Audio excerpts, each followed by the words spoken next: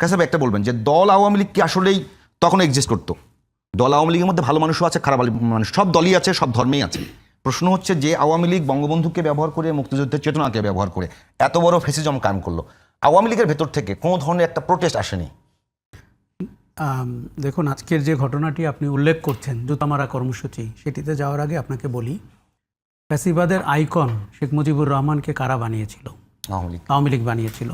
গত 15 বছরে যত দুর্নীতি হয়েছে, দুঃশাসন হয়েছে, তার অনেকাংশেই শেখ মুজিবুর রহমানের নামে হয়েছে।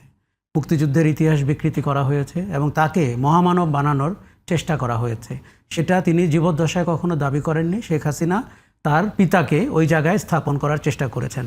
মুক্তিযুদ্ধের অন্যান্য যারা নায়ক ছিল তাদেরকে ইতিহাস ধূলিসাৎ করে এক ব্যক্তির ইতিহাস দাঁড় করানোর চেষ্টা করেছে আওয়ামী লীগ। এই কারণে আপনি যখন 5ই অগাস্টে গণ অভ্যুত্থানটি হয়, কেন সারা দেশে তার ভাস্কর্যগুলো ভাঙা হলো, এর পক্ষে যদি আপনি কার্যকরণগুলো দেখেন, সেটি কিন্তু এইটা। আজকে যখন আমরা কথা বলছি তখন কিন্তু তার অসমাপ্ত আত্মজীবনী নাকি পুলিশের আইজি পাটোয়ারি সে লিখে দিয়েছে এবং 127 জন মিলে লিখেছে। পাটোয়ারি আইজি হয়েছে বিনিময়ে 127 জন নাকি 1 কোটি টাকা করে পেয়েছে এবং অ্যাপার্টমেন্ট পেয়েছে।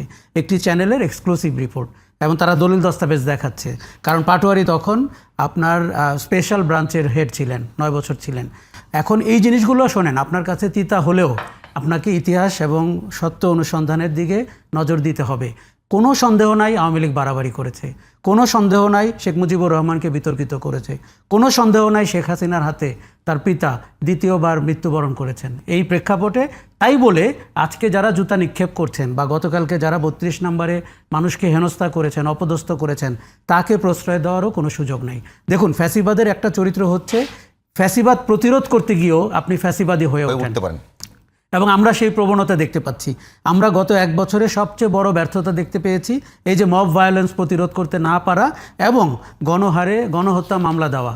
আমরা চেয়েছিলাম যে অপরাধ যিনি করেছেন, রাজনৈতিক, অর্থনৈতিক, সামাজিক, যাই হোক, তার ব্যাপারে সুনির্দিষ্ট মামলা হোক, দেশের লোক যেন জানতে পারে 15 বছরের দুঃশাসনটির সাথে কারা কিভাবে যুক্ত ছিল। কিন্তু সেটি না করে আপনি হত্যা মামলা দিয়ে দিয়েছেন, কিছুদিন জেলে রাখা হচ্ছে।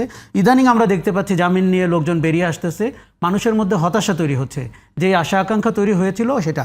কিন্তু এই 12 মাসে ব্যর্থতার চূড়ান্ত রূপ হচ্ছে মব ভায়োলেন্স। আর আজকে টিএসসিতে রাজু ভাস্কর্যের ওখানে বোধহয় যেটি ঘটছে, বা 32 নম্বরে গতকাল বা তার আগের দিন যেটি ঘটেছে। শোনেন, কেউ যদি ফ্যাসিবাদের আইকনও হন, তার মেয়ে যদি তাকে বিক্রি করে 15 বছর ক্ষমতায় থাকার চেষ্টাও করে থাকেন, তারপরেও ওই ব্যক্তির প্রতি কারো ভালোবাসা থাকলে আপনি তাকে বাধা দিতে পারেন না।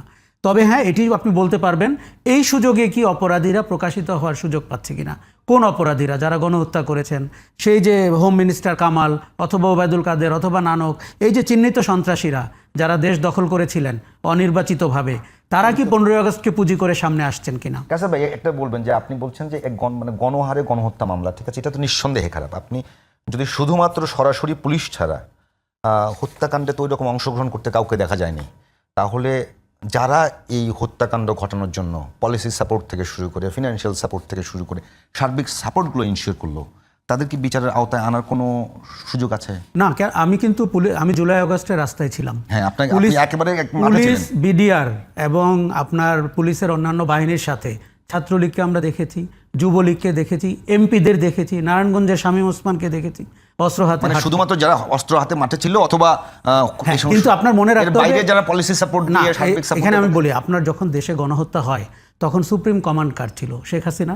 এবং শেখ হাসিনার অডিও বেরোচ্ছে, উনি বারবার বলছেন লেথাল ওয়েপন ইউজ করার অনুমতি দিয়েছি, তাপসের সাথে কথা বলার সময় বলছেন। অতএব যতগুলো হত্যাকাণ্ড হয়েছে তার নৈতিক দায় কিন্তু শেখ হাসিনার। তারপরে ছিলেন কে? Home minister Kamal. তারপরে ছিলেন কে? আইজি। এই যে চৌধুরী মামুন যে রাজসাক্ষী হয়েছেন, উনি তো দায় স্বীকার করে রাজসাক্ষী হয়েছেন। কাজে আপনি যদি চেইন অফ কমান্ডের দিক থেকে দেখেন, গণহত্যার জন্য আপনার সিরিজ আকারে, সিরিয়ালি আপনি অনেক মানুষকে সামনে আনতে পারেন। তার সাথে যুক্ত হবে যারা অর্থনৈতিকভাবে সাহায্য করেছে, যারা গণহত্যার পরিকল্পনা করেছে, যারা বিভিন্ন বিশ্ববিদ্যালয়ে, এমনকি শিক্ষকরা যারা প্রশ্রয় দিয়েছে আইন শৃঙ্খলা বাহিনীকে তার ক্যাম্পাসে স্টুডেন্টদেরকে হত্যা করতে। আমরা মোটামুটি সবগুলো পাবলিক বিশ্ববিদ্যালয়ে ওই চিত্র দেখতে পেয়েছি। দেখুন, 1 বছর আগে ঘটে যাওয়া এরকম একটি ঘটনার সমস্ত ফুটেজ আমাদের কাছে আছে, ছবি আছে, ভিডিও আছে, প্রতিদিন আপনি সামাজিক যোগাযোগ মাধ্যমে দেখতে পান।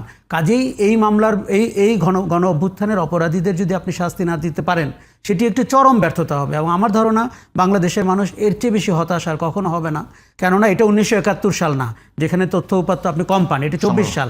কাজে এই জায়গাটিতে যেতে হবে। কিন্তু এর ব্যর্থতার কোনো কিছুই নতুন ফ্যাসিবাদের উত্থানে আপনাকে কোনো যুক্তি দেয় না এবং এতে প্রশ্রয় দেওয়ার কোনো সুযোগ নেই।